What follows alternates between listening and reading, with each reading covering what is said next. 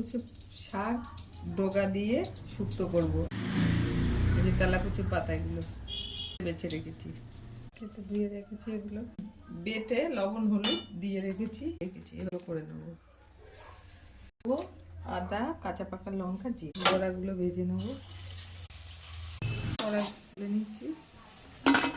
বড়াগুলো ভাজা কড়াইয়ে একটা শুকনো লঙ্কা, একটু রাঁধুনি, একটা তেজপাতা।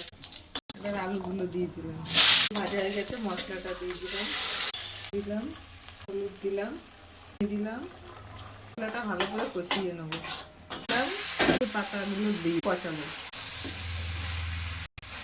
হয়ে গেছে, জল দিয়ে দিলাম। এবার 10 মিনিট মতো ঢেকাগুলো দিয়ে দিলাম। আর 2-3 মিনিট ঝোল রেখেছি। বড়াগুলো ঝোল টেনে নেবে, তার জন্য একটু ঝোল রেখেছি। আর এটা একটু ঝোলই ভালো। প্রচুর পাতা দিয়ে মটর ডালের বড়া দিয়ে শুক্তো, আলু বেগুন দিয়ে